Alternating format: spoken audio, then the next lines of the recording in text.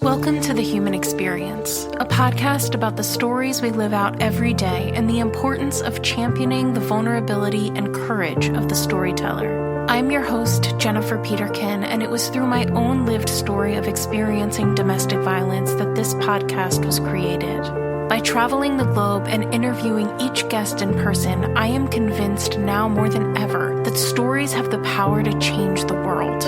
You can join our community of storytellers by subscribing, leaving a rating and review, signing up for my newsletter, following me on Instagram, and more. Thank you for being here. In a world full of noise, to listen with intention is an act of resistance. Episode 77 of The Human Experience is Ethan's story. Ethan has experienced a lot of adversity in his life, from growing up with a single mom to being in a car accident that should have taken his life. But that's not Ethan's story. Ethan's story is one of resilience and perseverance, and he has dedicated his life to bringing that inspiration to others around him.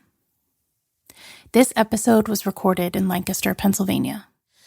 So Ethan, I've been on your website, so I know that you've told your story quite a bit. So I don't think you're not new to this at all. This is something that you do quite often, is tell your story to inspire people. But where would you start your story? If I asked you, what is your story? Where would you start that? Go back and then lead it up. Yeah. Like, for example, I grew up in a single parent household of 5. Wow. That's considered disfranchised, disadvantaged. And it's not a situation where it's my fault or my siblings' fault. It's a result of decisions made by adults, such as the men and, of course, my mom. And far too often, some people want to have a woman look innocent who's a single parent, because my late grandmother used to be a single parent of 4 at one time. She originally had a child when she was a teenager. And at that time period, you didn't have all these benefits, have all this child care to accommodate. It's more family oriented, where everyone's got to look out for each other, to the point where once you become old enough, you can start making a living for yourself as a woman. And eventually, my grandma did start working for many, many years while trying to take care of her kids. And in turn, she ended up becoming a homeowner. And that's rare for a woman that became a single parent to become a homeowner. But it wasn't until after maybe in the 1980s when she became a homeowner. Prior to that, she was renting a house in different locations in Coatesville.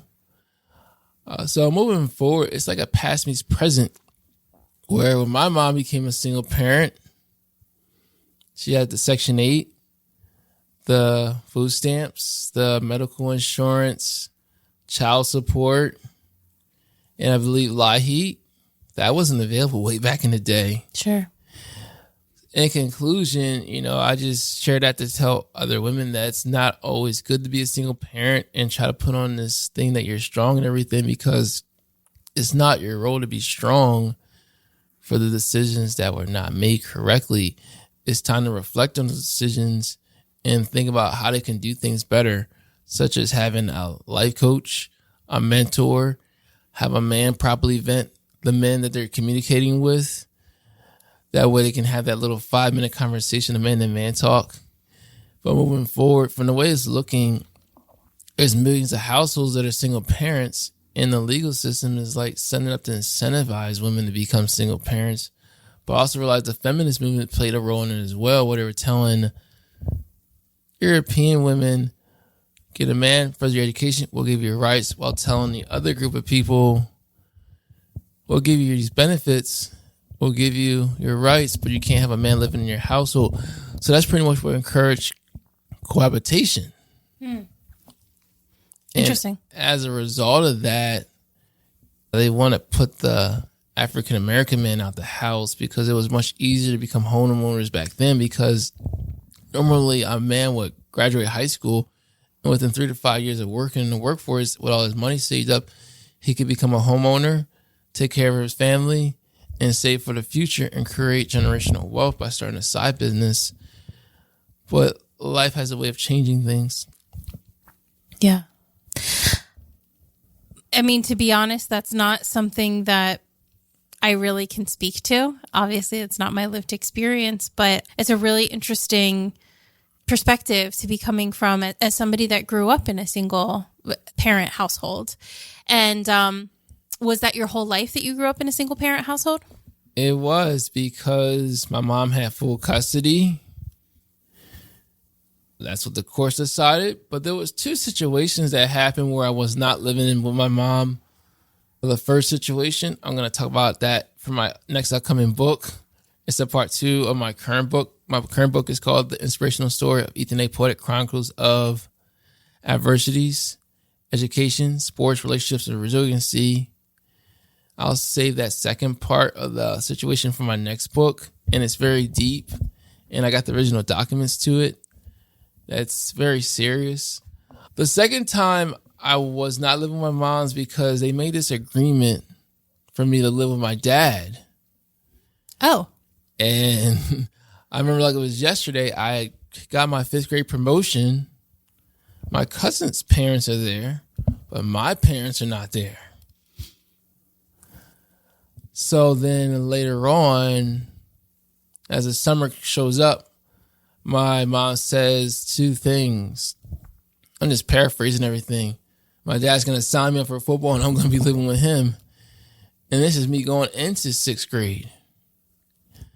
And that was not the right choice to make because, number one, I didn't find out they actually didn't get along until at my football game.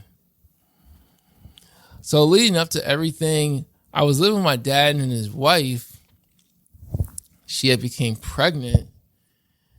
And, I was given more undivided attention compared to being in a single parent household. But eventually, all those decisions led to a not so good ending. What ended up happening one day was my grandmom, who lived right down the hill from my mom, called my mom, told her to come down. I need to talk to you. So basically, my mom, my aunt, and my grandma are in the living room. And my grandma just cut right to the chase and said, "Do you want your son back?" My mom was puzzled, like, "What do you mean?" She tells my mom, "My son is filing for custody for your son, full custody." And my mom was taken away. And next thing you know, my mom does something she rarely does, which is show up to one of my sports activities. She showed up to my football game. And then after the football game, her and my dad get into an argument. And I'm in the middle of it. I leave my dad. He takes me to my mom's house. He tells me to pick up my sneakers. I'm not even in the house 20 seconds or 30 seconds. He opened up the door and says, let's go, let's go. Meanwhile, there's a phone call. I answer, it's my stepdad. And he says, stay right there. My mom's on the way. And I'm in the dilemma of what do? Listen to what's being said on the phone or listen to this loud bass of the voice? I left. I wasn't given enough time to find my shoes. So we left. The next day, I got a gym detention because I ended up wearing football cleats to middle school the next day. And I go home, tell my dad, my stepmom what happened. My stepmom's supposed to pick me up. And then from there, I get I serve my gym detention. Well, the gym teacher was just curious, why did you come to school in my gym class with football cleats on? I told him what happened. He felt sorry for me. He's like, you know what? I'm going to let you go early. I leave. Then my childhood friend, me and him had the same birthday. He says, my mom's looking for me. Less than 5 seconds later, my mom said, you coming with me. Let's go. We go out to the street. My stepmom comes. Her and my mom have less than a 20-second conversation. And then I leave with my mom. We go back up the hill to her house. Less than 5 minutes later, I hear this loud knocking on the door. It sounds like someone's going to break the window. And it's my dad. They had this argument, and my dad lost. And it was just a situation where I didn't see him for several months afterwards. And my stepmom ended up doing the dirty work of giving me my football equipment by dropping it off. And that's when I found out my parents actually never got along. Oh, wow. So where are you in your siblings? I'm the second child for both my parents because my dad had already started a family with a different woman while he was in college in Philly. Unfortunately, she dropped out of college and never finished. Then he got her pregnant again and got my mom pregnant. Him and my mom were never serious. Okay. So your parents were never married? Yeah, they weren't even together. Okay. Okay. Yeah. And you said you were one of 5? Yes. Okay. So did any of your other siblings have the same experience that you did with the back and forth? I have an older brother.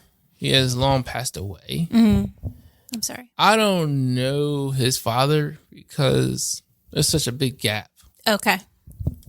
When it comes to the next 2 siblings after me, there was turbulence back and forth. There was times where he was not doing his responsibility as a father with paying child support.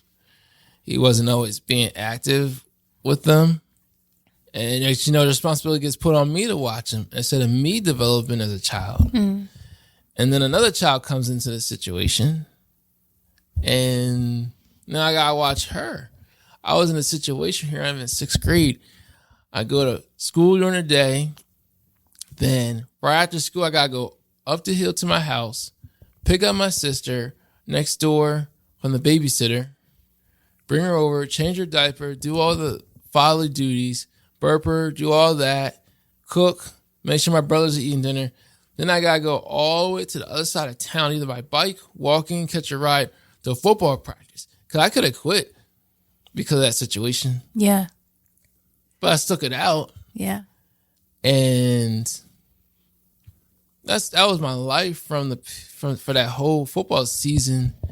And then when the football season ended, that was it. Now it's just me focusing on my siblings. It's just a situation where when men don't show up in the picture or sometimes get pushed out of the picture, you end up putting that responsibility on somebody else. And unfortunately, that was me.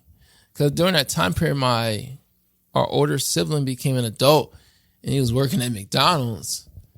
And, he has freedom to go. Yeah. Yeah.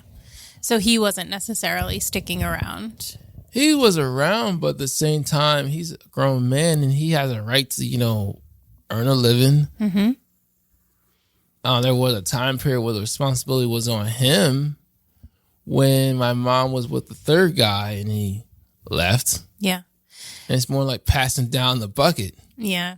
So do you feel like you really didn't have a childhood in a sense because of that? I felt like I did have a childhood, but I just felt like due to certain people's decisions. But since this is your show, I'll just keep it real. Due to the decisions of my mom and the men, I realized on self-reflection, they were the unhealed versions of themselves, not the healed versions of themselves. And here we are going to church, but we're not leaving better than how we came. Oh, wow. And I realized and this goes back to mental health, when a person doesn't resolve things from within and start to rehab and start cutting things out the menu, you pass down generational trauma, wounds, and scars. Now someone else got to figure it out, but it probably happened to them for them to figure out, like the adults in the situation. But I realized they have a choice to make, either be the victim or be the victor. Yeah. And we can't be like putting that on children because it's setting them up for failure. It is, truly. But the way that you talk is so interesting because it sounds like that wasn't something that was necessarily prioritized in your childhood, but you have such a vocabulary for it now, which to me says that you've done a lot of work in that realm. So how did you get to where you are in that sense with your mental health? A lot of things. Like, for example, people always thought I was tough. Like, One example is like when we was at our grandma's house, just me, two different siblings. That was through my dad and our cousins. We would be there. We would fellowship together. Man, my grandma was real old school. She had the fly swatter ready to hit somebody. And then, you know, she got mad about something. Next thing you know, she wants to give people cayenne pepper to taste. My cousins are hurting with their mouths burning. Me, I didn't feel much because the difference is I'm mixed with African and Puerto Rican, and in that culture we do eat spicy foods. Meanwhile, my other cousins have more of the African genes. One person is mixed, and my two other siblings are mixed like me. We can take the heat, or shall I say Latino heat or Hispanic heat. And then there's also some situations where people think I was being tough, when in reality I was holding stuff in. And as a result, things end up coming out in the worst way when I'm in school, being in the class kind of looking for attention, because I wasn't getting that attention at home from neither one of my parents. Yeah. Then there's also some situations where I felt like I was a star in gym, where I got the spotlight on me, and now I have a reason to really be into athletics, because I got this attention from people praising me. I'll tell you a quick story. Like when I was in the spring of 10th grade, there was this guy. I'm not going to say his name. I'll just say he was always the fastest guy. He had more of a stable environment with his mom and stepdad and his siblings. He lived up the hill from when we was living in Lancaster here. And he always had the women, well, during the time period we were teenagers, I'll say girls. And, you know, my stepdad at the time would always say, he's jealous of me. I understand this. Guy had more food in the refrigerator, cabinets, nicer clothes. What is he jealous of me for? So we would always race for fun. And then one day we raced. I thought I was going to lose like usual. And at the time I grew to 5'9.5", weighing between 128.5 to 132.5. I remember because I got that physical. Next thing you know, I beat him 3 times in a row in a race. I became the fastest person in Sterling Place. It was the upset of a lifetime. Like, down goes Frazier. George Foreman knocks him out. Words spread around fast. I became numero uno, also known as number 1. First person picked for football, basketball, or sporting games. And, you know, I like that attention as well. But 2 things came out of it. I realized the reason why he was jealous of me because it's like a perception. He thought I was happy, but I really wasn't happy. I thought he had better than me, but it turns out he didn't have a healthy relationship with his father. And it's one of those unspoken conversations where things need to be mended. Ultimately, I did get help just by being around like certain people. Like, for example, there's one guy who moved next door to me and his family, and he would always come home from second shift, and I was cook. I had the windows open, and he smelled the food. He says, "Can you make me a plate? My wife's not here." Made him a plate, and it became a continual thing. And one day, he invited me over to his house to play the video games. We start bonding. Then we start playing the sports, you know, out in the parking lot and everything. And then next thing you know, later down the road, he says, "You're like a son to me." So that became my first father figure. Then there's also people in the Mennonite community who will come in the Sterling Place, pick up the teenagers on a bus or minivan for like just more fellowship. And it's not a sense of church. It's more asking questions, because in the church you can't ask questions. You gotta sit there and listen to somebody speak. So you guys moved to Lancaster when you were in? It was 2001, in the middle of my 8th grade year. I was projected to start varsity sports by my 10th grade year for football. In Coatesville. And track. Yeah. And why was the decision made to move here? I have a theory behind it, but I need proof behind it. Basically, my mom said she wanted something different or better, but I have a theory that's not always the case. Yeah. I felt like there's more to it, and hopefully I'll find out some more evidence about it. For me, I kind of question it because parents rarely move in the middle of a school year because it's a big transition for not just me, but all my siblings. Mm. And the fact that, decision was made without talking over with us. I'll give you an example. Like, I have a cousin who's in the military. He and his wife and his kids live in Hawaii. He already been stationed out there for the last 3 to 4 years. He could move back to where he wants to move back to here, but he decided, I'm going to wait till the end of the school year to make that transition, not the middle of the school year. Yeah, that's hard, no matter who you are or what's going on in your life. Transitioning in the middle of a school year to not just a new school, but a brand new town. Because did you have any ties to Lancaster before that? I had an uncle here and a second cousin. Prior to that, I remember us just going up here for either going to the Mills restaurant, visiting the Park City Mall, then there's the outlets. Then that's it. Yeah. Mm-hmm. So it was just kind of out of the blue, it seemed to you. Yes. Yeah. So how did you fit into your life in Lancaster after you moved? You were on this track to become a varsity athlete in Coatesville. Were you able to achieve that when you got to Lancaster?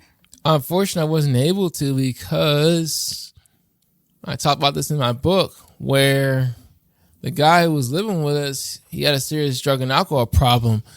And my mom always want to take him back. And that's called puppy syndrome.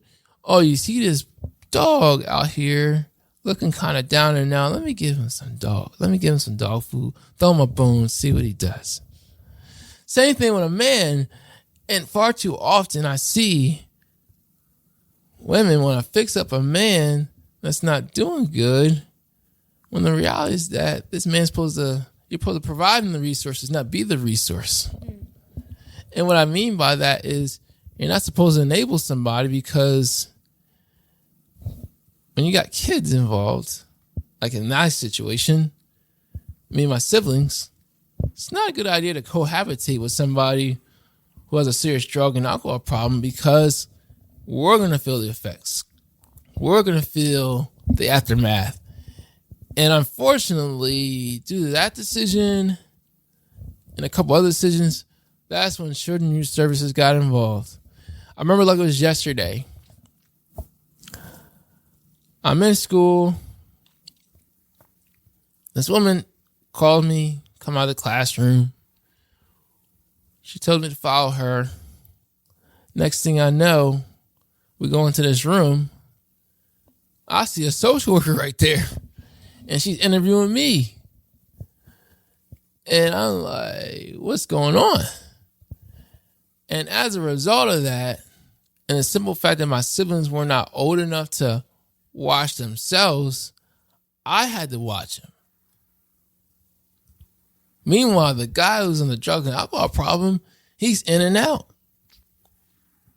So now that's costing me 3 years of varsity sports. I can't get back. National Signing Day, me competing in pen relays, me making first team All-State and everything else. That was going to be my ticket to a better life. Go to college, hopefully graduate within 3 years, maybe go for my master's. And because of the decisions my mom made and other choices, the responsibility got put on me. And that's something I did not like. Yeah. So when social services got involved, they put it on you? No, it's just a situation when they come and get involved, they're going to come by the house. Mm. They want to see who's watching the other kids. And you were a suitable person to watch kids being a child yourself? Yes and no. Like, it forced me to grow up in a way where when I was living in Coatesville, my aunt would sometimes fill in. And while I go to football practice or a neighbor would come by. Here in Lancaster, my mom didn't build relationship with the neighbors. You were the only person to be there. And she didn't want people in her business. But yet, when the cops come by the house, you're inviting people to be in your business. and I'm just telling the truth. It's not meant to put somebody down. It's just, this is what I experienced firsthand. This is something I remember vividly. Yeah.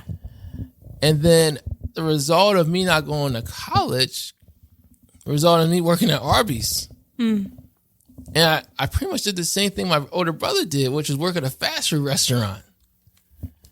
And I look back on life, I realized I should have been in a better environment where I had more opportunity, not excuses where someone's trying to put their responsibilities on me. Sure. Yeah. So, but you before we started the show, you said you did go to college. So when did you eventually get there? It was after I overcame a near-death experience. Okay. So let's talk about that. When did that happen? It happened March 19th, 2011. Wow. So you were out of high school at the time. Yes. Were you still working at Arby's at the time? No, I was not. I was invited to be in, let's see, right now it's called a Hollow Prep. Okay. Before it got rebranded to that, it used to be called Children's River Chance Foundation. It was started by Jordan Steffi and his family. Okay. It was started because there was a kid in his class or his high school needed money to raise for his brain surgery. So he told people, if I score my 1,000 points my senior year, can you help donate money? And he used that opportunity of the attention to him to shed light on the situation, to make an impact. And not only scored his 1,000 points and overachieved in getting the money raised for that person's brain surgery, their life was changed forever. And later on, that person thanked Jordan Steffi and his family for doing that for him, because it made his life better and allowed him to become a productive member of society. And that became the beginning of Children's River Chance Foundation, where he wanted to help people further their education, but at the same time do the work in high school with visiting colleges, improving their SAT score, PSSA, one-on-one tutoring, and taking tours of businesses. Where I came into the picture was in 2010. That was the original plan, but unfortunately, 2011, that car accident put a lot of things on hold. How were you put on the radar for that? How did you get introduced to that? To Jordan, it was just, I was so used to seeing him on television, the newspaper, hear about him on the radio.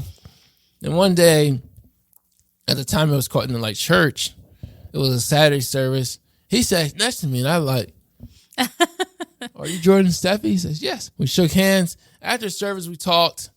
I told him who I am. Then we exchanged numbers. And then by coincidence, we kept running into each other in the city. Oh, interesting. First, it was near the Mix. Then another part of the city. Then another part of the city. Then he introduced me to his family. At the time, Uncle Vic was just got out of state prison or federal penitentiary for doing his situation.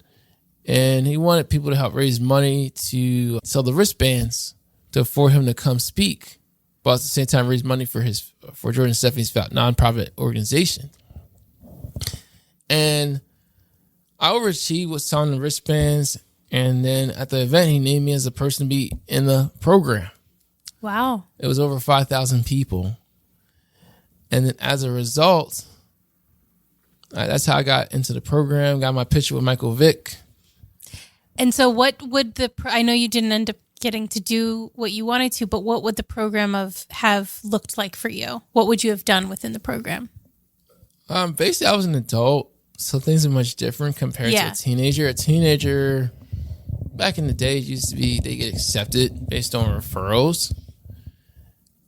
But then it got changed to where in order to get into the program, you got to go through a boot camp. For example, first 6 weeks, you got to be at the program at 5 a.m. Then there's also learning the Rubik's Cube, getting 2 or 3 letters of recommendations from people in their school, and a bunch of other activities to prove their worth to get into the program, but also maintain good grades while being in the program. For me as an adult, I didn't have to do that because I wasn't in high school anymore. And most of my teachers, some of them have retired, and the administrators have changed. So all I had to do was just show up to the place 2 times a week, do certain activities with them. But when that car accident happened, it was just devastating to the point where, I wasn't supposed to be here. I had 99% chance of death versus 1% chance of life. That's so wild. So March, you said 2011? Yes. So what happened? Long story short, we were helping out Jordan Steffi's nonprofit with selling Deuce brand watches at the Media Heights golf tournament. We exceeded our goal for the breakfast and lunch shift. Everything good. Everything was a success. We leave. I leave my aunt and her, at the time was her fiance. We wanted to go pick up her 2 grandchildren. Then we end up driving on Route 30. We're supposed to go to Philly. Last thing I remember seeing is the outlets, Tanger Outlets to be exact, an Olive Garden, and, at the time it used to be a Hess gas station, but then it changed names. Within a blink of an eye, boom, I wake up in the hospital. 2 IVs in my veins, arms exactly.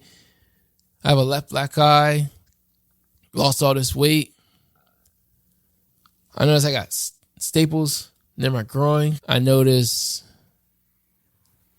something doesn't seem right. I see a woman crying at the door.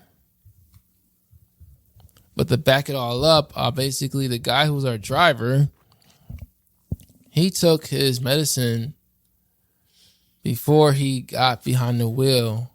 And as it says on every label, do not take the medicine while driving or functioning something that's machinery. Mm-hmm. And as a result, he went from one lane to the other, ran into an 18-wheeler. Oh, jeez. Yeah, and next thing you know, traffic is backed up 3 miles each way. Here comes the ambulance to check on my pulse. Here comes the fire department where they cut the car in half. Then the police come by, put up the yellow tape, attempting to direct traffic. Then they put a neck brace on me, put me on a stretcher. Then after that, I was supposed to die within 3 to 5 minutes of internal bleeding because my aorta got severed from the seatbelt. Oh, my word. How many of you were in the car? 5. Wow. Did everybody survive? Unfortunately not. Yeah. My one cousin who was next to me passed away. The guy passed away. My aunt suffered several broken bones. My other cousin who was on the father's side, it was just more of a mental thing for him. Mm-hmm. No broken bones. Wow. So you were supposed to die within 3 to 5 minutes. Mm-hmm. You're unconscious at this point, right? Like you don't know what's happening until afterwards, right? Yeah. Yeah. So you wake up in the hospital. How long had you been out of it? Well, I woke up twice. Let's see. They did the surgery. Prayers were said for me. Then the first time I woke up was on a cloud 9 state with all the medicine. Yeah. The second time I woke up was that time I told you before, and I saw that woman crying at the door. Turns out she was crying tears of joy because she originally thought I died on the operating table. Wow. Because that was high. That was as high risk of the surgery as it was. Sure. And yeah, I spent like a month in the hospital, a month in rehab. I got put on a feeding tube for several months. I had to relearn how to pick up stuff. Yeah, it was a journey of a lifetime. Yeah, that's incredible. How, I mean, beyond it being a miracle, how did you survive? Did they tell you like this happened and it allowed you to survive for longer than you were supposed to? Yeah, I'm considered a walking living miracle. Yeah. Because it was something that supernatural happened. Mm. Truly. I mean, your aorta got severed. That's incredible. So you're in the hospital for a month. What are you feeling while you're going through this? You know, your life changed so drastically in literally one moment. Once you wake up and once you kind of realize what your life is going to look like now, how do you feel? Looking back on everything, I was numb because I was on all those medicines. Then on top of that, you know, I was seeing people on their best behavior. People actually go out their way to come visit me, talk to me on the phone. Then there's one person allowed me to use their iPhone, log into my... I'm surprised I didn't even remember how to log into my Facebook. And there were some messages that I didn't answer. Some people thought I ghosted them. I told them what happened. They were like, whoa. Yeah. Then I look on my Facebook wall. It's like, wow. All these people saying they're praying for me. One person saying I'm a tough cookie and all this other stuff. It was real. And then, you know, I got fast forward everything. I really wasn't planning on talking about this. It's just life has a way of pushing me outside my comfort zone. When I used to work in the sports program, you know, I'm not sure if you're a parent or not. You know, most parents want to know who's working with their child, because sometimes HR makes mistakes. Yep. And I am in HR, so yeah. That's my day job. Yeah. So basically what was going on was this. Parents would start these, you know, little conversations with me just to know my name, then they research me. And they show up. They pull up their cell phone and say, "This is you from the car accident?" Oh, wow. I said, "That is me." My original plan was just go to work, go to hack, go about my life. Yeah. And I told my boss what's going on. He said, your inspiration, you got to figure it out. And as time went on, I realized there's two sides of it. What people didn't see from me is that it takes vulnerability, humility to talk about this stuff. Sure. What I didn't see from the other side of it was they saw not only inspiration, a comeback story. They also saw somebody who doesn't suffer from PTSD, not addicted to the pharmaceuticals, also known as opioids. They see somebody as a walking, living miracle, but they're also with their child and being a productive member of society. Because they see so many people who get these surgeries and being on drugs just to numb the pain, end up addicted to stuff, and their life changes from that. Yeah. And then the fact that they found out I'm in college, they're like, this is unusual. Yeah. That's awesome. So when did you actually decide to write your book then? It was in the spring semester at Mills University during the midst of COVID. There was this Greek family that invited me over for lunch. We were having a good time eating. And one person said, "Ethan, you should write a book about your story." Then another person said, I'm like, nothing. But it's hard to say no when some people feed you some champagne, lobster, crab legs, and some good food, and a keto man's heart to his stomach, and eventually I gave in.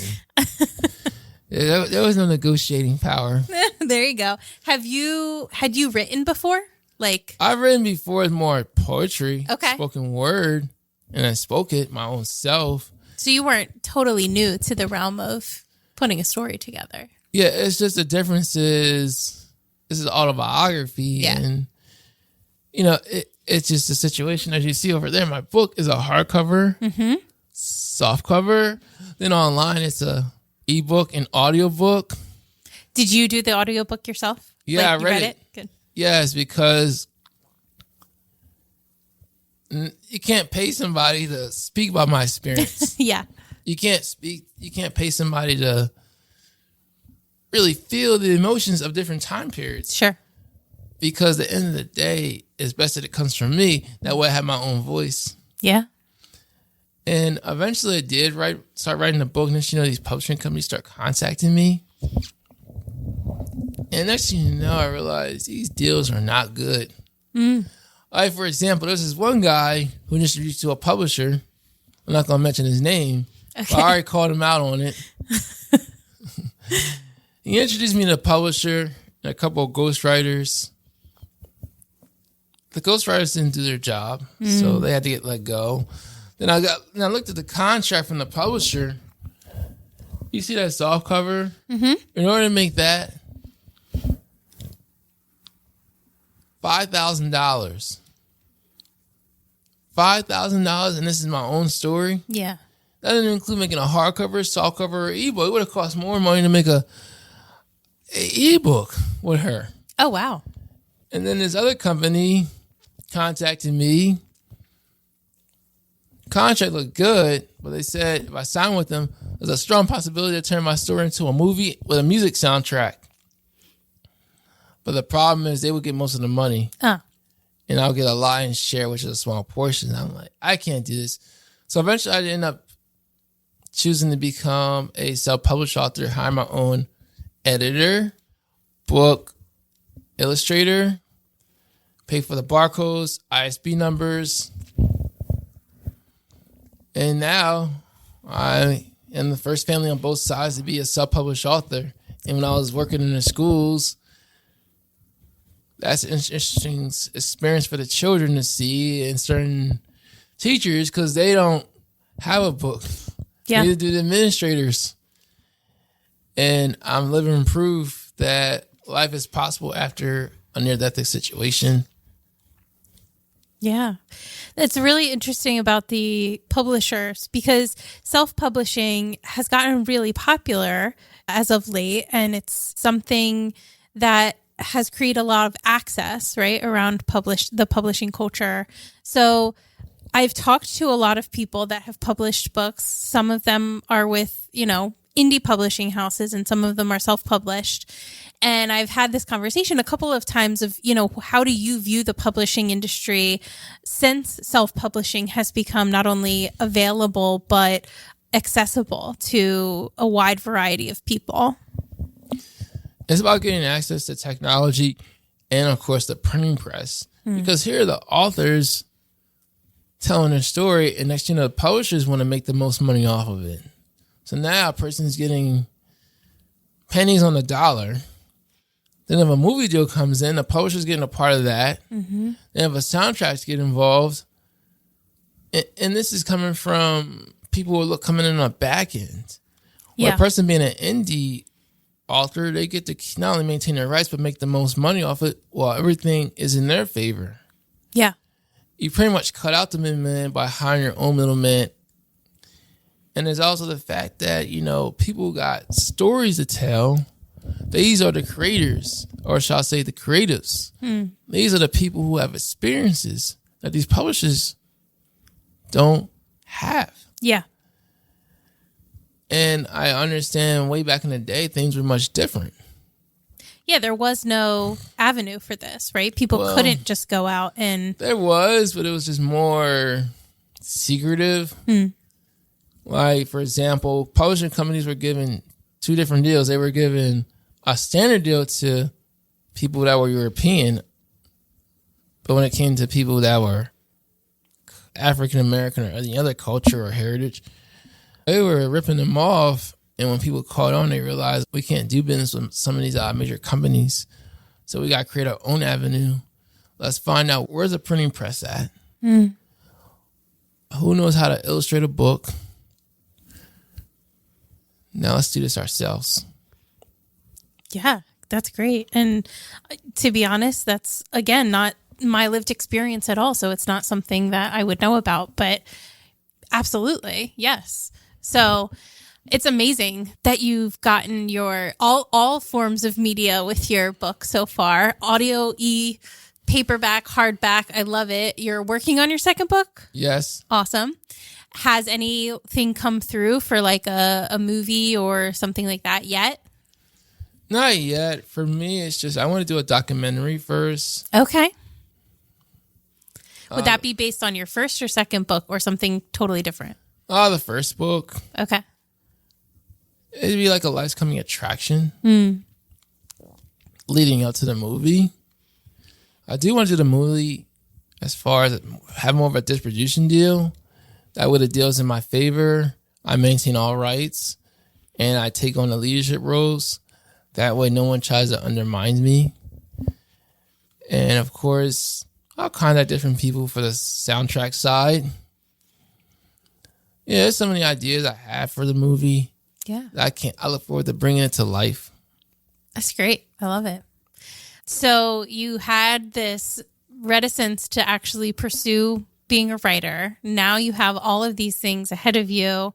I've noticed on your website that you're a keynote speaker, that you go out and tell your story. We were talking a little bit beforehand, going to schools.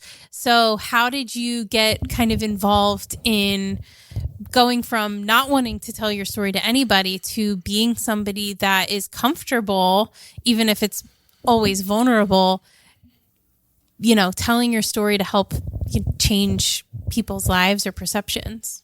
Well, a combination of, at the time I had a friend that was going to Lancaster Country Day School,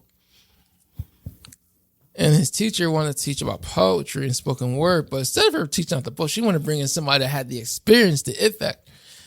And that's when he mentioned my name to her, then I got interviewed, and I passed their initial conversation.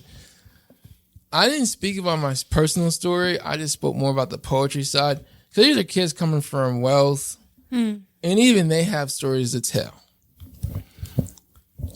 And I allow them to speak their own stories from their own experiences. That way, they are creators. That way, they can express what they feel on the inside. Yeah. Because not all money's good money, because there's people who are pretending to be somebody's friend when they're really just there for the wave of the experience. They want to be there to be in your nice house, because the reality is that if they were really your friend, they want to learn, how did your parents get in this position, and emulate that. Not take advantage of always wanting to be around you just for the sake of that. But it was a wonderful experience at the Lancaster Country Day School. That teacher ended up becoming an administrator. Oh. She's a good person. I haven't been in contact with her in a while. Hopefully I reconnect with her and do something at that school. Yeah, that became me speaking at that school, then Franklin Marshall College, then Moser University, and then Hack. I took it serious as a business after I graduated college, summer of 2021. The same year I changed my last name to Poetic. Okay. So my last name originally used to be Vaughn, but that last name does not belong to me. It belongs to the German slave master who used to own my ancestors down on the eastern shore of Maryland, which is Cambridge, Maryland, and Old Churchville, Maryland. And when I took my ancestry DNA test in 2018, I didn't have no German in me. There is certain European traits in me, but some of that comes from the Puerto Rican side, and some things come through interracial relationships. I'm not sure it was. I'll just leave it there. Yeah. And then there's also, I'm getting all this recognition. It's time I have a last name to claim as my own. That's beautiful. So how does your family feel about what you're doing now, telling your story? Are you in contact with them? Oh, yes. It's a combination of mixed results. I'll start with the honest part. My mom wasn't happy about me telling certain things. But I told her in person, some of the things I talk about, I should have been having that conversation with you first. Therefore, I would have a different story to tell about a different experience. And, there is more to the story, not just me overcoming the car accident, the recovery of being in the hospital, rehab, being on the feeding tube. There is much more to it. There's like this saying, it gets worse before it gets better. Yeah. And I'll leave that for readers to find out in my book because it's a serious situation that does involve the cops. Oh. And a whole bunch of other stuff. This was after your accident and after your rehab. Oh, wow. Okay. I'll give you a sneak peek. It's like, I thought, my life was going to get better. People were going to treat me better. But it turns out it's not always the case. One day I get a letter in the mail and I get summons to court and I leave it there. Oh, my. What a cliffhanger. Yeah. As for my dad, I hadn't seen him for several years when I was in college. And one day, a couple years ago, I was getting ready to sell my book to a judge. It just so happened he wasn't there. If I would have been out of there by a couple minutes, me and my dad would have just missed each other. But instead, what ended up happening was he shows up. I'm writing a letter for the judge by hand, telling him to contact me. All of a sudden, my dad wants to have a talk. He wasn't happy with what I wrote in the book, and I explained to him, like, number one, and this is where I be honest, and I got documents, and this is where I tell him straightforward to his face, man to man, you weren't at one parent-teacher conference or one IEP meeting. And all this is documented by adults, administrators, teachers. My mom's there at the IEP meeting, whether it be by phone or in person. And that kept him quiet. And then there's a situation where, there wasn't enough time to tell him. You had several opportunities to change the narrative, turn things around, make things right, and rectify as a man. But I realized you weren't interested in that. Even when I wrote your letter, even when the senior pastor had a couple conversations with him, even when a church member had a conversation with him, even when his mom warned him about his behavior before she unfortunately passed away later down the road, way back in the early 2000s. And it's more like a situation where a person's past becomes their present.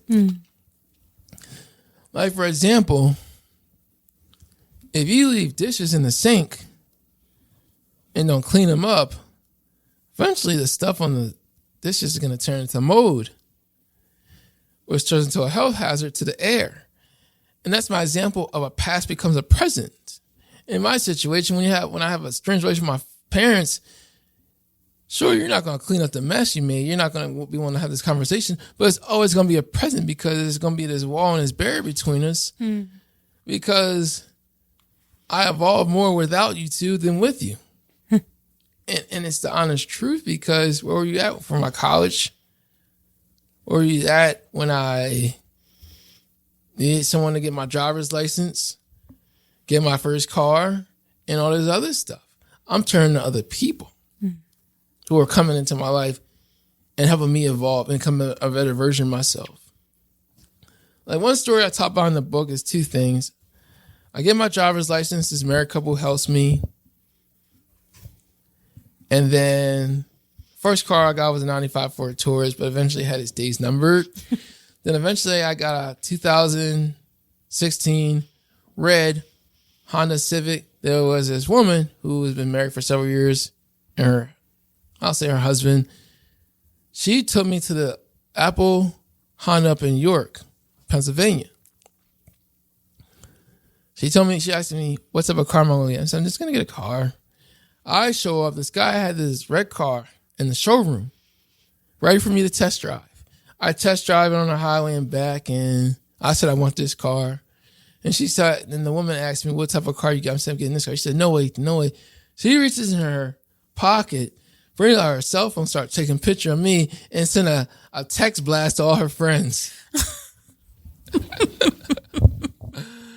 Yeah, at the time, I didn't post it on social media because I didn't want that type of attention. Yeah. But I should have posted it because just to show how much I evolved.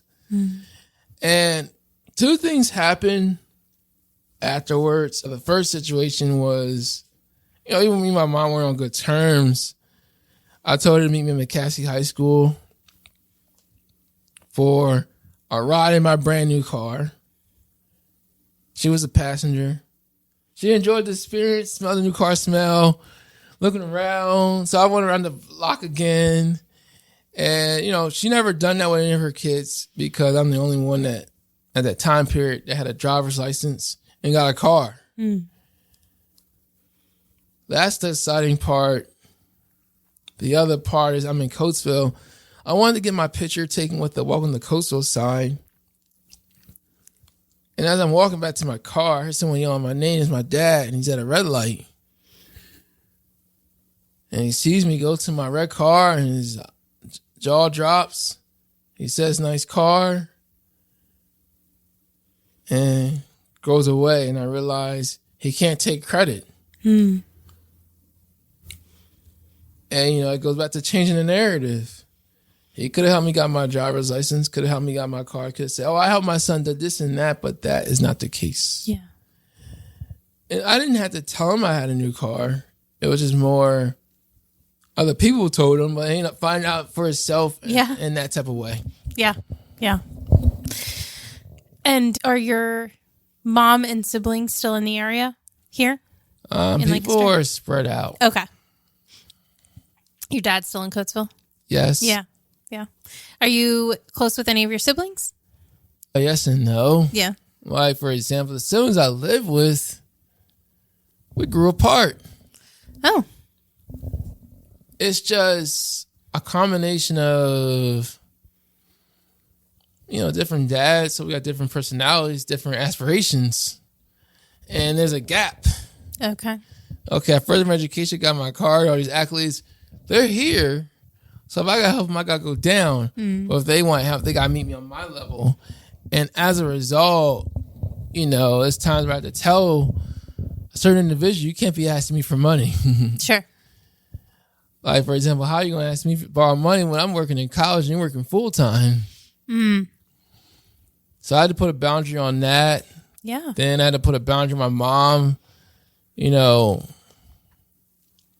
I'll just say it out loud, basically. Oh, sure, she gave birth to me and everything. But that doesn't give someone a legal right to just call me up and try to treat me like a taxi or Uber or Lyft when there's public transportation available and the app's available to use for a ride. Mm-hmm. I had to put a boundary on her for, I can't be giving you rides in my car because we don't get along. Secondly, you don't want to reconcile. And 3, I have all legal rights to my car. Yeah. Yeah. Yeah. So there's that situation. When it came to my siblings I did not live with, my one sister, me and her are the same age, 2 months apart. We're not close, but we know each other. Mm-hmm. But she just does have 3 kids. I enjoy being an uncle when I can. Sure. Then my other 2 siblings, let's see. There's a brother. I got closer to him when, as we became closer more as an adult, instead of going to our dad to see each other, which was like once in a blue moon, or us having conversations over the phone, which is more, I would visit him. Then my other sibling who lived with my dad and his mom, we had a better relationship as adults than him growing up, because time periods where I didn't see or hear from my dad because of that whole favoritism. Sure. And that's not a good thing to do, because you still got to take care of your older children, not because, you have a newborn child that lives with you and making it more conditional, or because somebody lives with me doesn't mean for me to, I'll say for my dad to treat someone differently. Yeah. And that can hold a lot of resentment and a big wall, a wall that's bigger than the Great Wall of China. I'm just so impressed with your ability to kind of look at your situation and see things not as completely black and white, right? Like, I think a lot of us struggle when we're treated certain ways by people that are supposed to love us, struggle with bitterness and resentment. And you, I'm sure it's been a journey for you and continues to be a journey for you, but you sound like you just have such a wider, more expansive view of it, and you can see kind of the patterns that have happened, and not that people don't get held accountable or don't have to take responsibility for themselves, but you're able to kind of put yourself in a place where you remain healthy and you remain able to move forward, and that's important to you. Yeah, if I didn't, I wouldn't be in the position where I am now. I probably would repeat a lot of things, and a lot of situations, if I would have done, I could have ended up in jail, a bad reputation, or be as involved. And, far too often I see myself in kids, even though I'm not in a single parent household anymore. Yeah. There's times I see parents, or should I say, single women that are pushing a stroller with their kids or in a car with all their kids. And I'm like, oh, that used to be me. there's times where I have conversations with certain individuals and tell them this is not the end all be all. It's just there's certain things that weren't taught to you to make better choices and better discernment about certain men.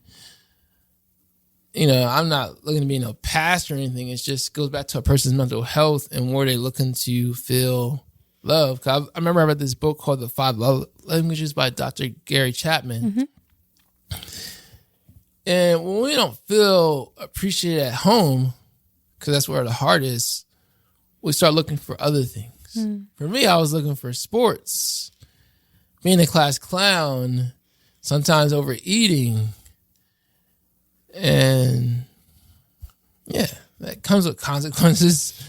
Sure. For example, they put me on this behavior plan, but you could put me on the behavior plan, but it doesn't get to the source. Sure. I could eat as much as I want, but it's not good feeling bloated.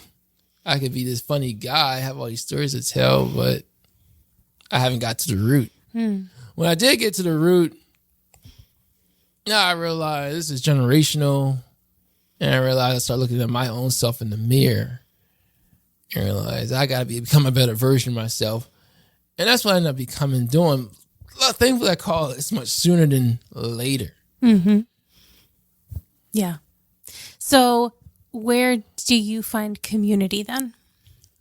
I'll be at the sporting events, musical events, community events, networking events, and of course, being here with you. Then there's also traveling. Then I have a social media presence, but I also make sure I maintain time for myself to, recharge and, self-help. Yeah. I think it's great that you've been able to kind of branch out and find that community, right? It wasn't given to you. It wasn't handed to you. It wasn't built in for you, but you found people to do life with and who are encouraging to you. And I'm sure you're encouraging to them as well. So it's important, I think, being a part of community. It is, because at the end of the day, there's somebody who looks at my story and like, oh, all I got to do is change my mindset and become a better version of myself. Ethan had to overcome not only his mindset, but also overcome death, rehab, and some extra stuff. Just some extra stuff thrown in. Yeah. It wasn't like I was a juvenile delinquent. It's just a situation where certain adults who are not being the healed version of themselves, they come out in the worst way. And, all that side talking, can't do that side talking with a children's service person, family court, or members of the community, because they're all adults and they can see right through it. Yeah. Yeah. And me as an adult, I can see right through it. And unfortunately, I get to tell the truth. I get to tell people what I experienced. And hopefully I give them an example of certain parents who are making these bad decisions. Let's stop making these bad decisions, because is this the reputation you want? Is this the type of legacy you want? Because you can be on the Section 8 all you want, but if you're not furthering your education, earn a certificate that can help you make more money and start evolving and doing the work on the inside, you're not building equity. Yeah. And when you get there in your age, you might end up become like Big Mama, who's all alone. And the only time people come into the house is when she's hosting something. Yeah. Because later on in life, when people enter the eldership years of their life, that's when they really reflect on, wow, I should have made better decisions here and there. Because, a person usually ends up alone on different terms, either as a widow or as a single parent, or just living a single life most of their life. And it's just the reality of it, because I studied the eldership years of other people's lives, and that's what usually happens, because that's the difference between you being taken care of by your family or you know what, we don't get along, let me send you to this nursing home. Yeah. And it shows. Yeah. Well, I have a question that I ask everybody at the end of each episode, which is, through the lens of your experience, what does compassion mean to you? Even though I was not the healed version of myself throughout my childhood and teenage years and some parts of my adulthood, there's people still willing to come into my life to offer me opportunities to change the narrative, work on myself on an individual level. and provide resources because they saw what was going on or felt compelled to do it. I do that for some student athletes. Like, for example, they might lose a game or a wrestling match, and I just give them words of encouragement if it's timing for me to do that. If not, just be in the background, sit in the stands as a spectator. There's also just being involved with community events. Because, there was times where, kids would see me at the community events, like, there's Mr. Ethan. Next, they grab me by the leg and hug me. And next, I got to step outside my comfort zone all over again, introduce myself to that particular family or a single parent. And over time, either they can talk to me again, or it could just be like, okay, let my kids just go spend time with him. And there's also times where, certain parents tell me, oh, my child is having senior night for football, track, wrestling, volleyball, soccer, field hockey. So they realize I have a certain presence for their kids to be around. I can read between the lines that their father's not there, or maybe been pushed out, or may have passed away. Or in some cases, don't even know they have children because that person decided to keep it a secret. Yeah, overall, I do miss being around kids. There's times where I do see kids at sporting events where I'm used to being energetic with them at inside the classroom, playground, and the lunchroom, but I had to change and hold back and be like, okay, I can wave, I can give them a high five, I can let them hug me, then talk to the parents, and that's it. Well, there's some parents who allow me to be energetic with their kids at certain events because they see that joy on their child's face or children's face, and that brings them joy, seeing somebody in their community that's there and present in their child's life. And that's creating the positive memories and a positive influence. Sure. Yeah. So you really have a heart for children is what I'm hearing. I do. It's like, again, I see myself in the kids, so I can relate. And I tell the women, hey, I only was working in the schools to be the building assistant, teacher assistant, or work with kids with special needs. And of course, the after sports program. And then when they get to know me, just having a conversation, whether it's on the side, in the football stadium, inside a basketball court, or a musical event, they're like, oh, you are the real deal. And then when we connect on social media, they're like, oh, I didn't know you know this person. Let me talk to them about, hey, I didn't know my best friend's your cousin. You didn't tell me you were on television. You didn't tell me you made the front page of the newspaper. You didn't tell me you received a proclamation declaration. Yeah, I like to keep certain things on the low unless it's, meant for me to talk about it. Yeah. But it can be an icebreaker. Because then they realize, oh, this guy I was, looking up on the internet, realized he overcame this car accident has evolved. Yeah. And I never know the type of impact that makes for that parent or guardian when they go back home. Yeah. Yeah, absolutely. Well, I think you have an incredible story. I look forward to the second book because you left us on such a cliffhanger here. So the cliffhanger for the second book is basically, it talks about how I ended up in learning support classes, a disadvantaged environment. But a certain situation that happened that involves a police report, medical records. It made the television, it made the radio, and it was the talk of the town. And I used to have these suppressed memories of a certain situation that happened at the house. And I was always wondering, why did the man who was my first stepfather leave? And unfortunately, I found out by going to a certain place where I finally had the courage to find the documents by making an appointment for it. And when I looked at everything, my eyes opened up and I realized this is what my mom didn't want to talk about. And this is where this double standard comes in. A person feels more comfortable talking it over with their friends than they do with the children who experience the situation. And I'll leave that as a cliffhanger. I know. Now you just got us even more hooked. No, but I do think that your story is incredible, and what you're doing with your story is incredible. And I am just wishing you the best of luck as you move forward to help inspire people and change people's lives, and just be the somebody that you needed when you were a kid. Definitely. My social media handles on Snapchat, Instagram, Lemon8, Threads is Ethan Poetic 23. My name is spelled ETHAN POETIC 23.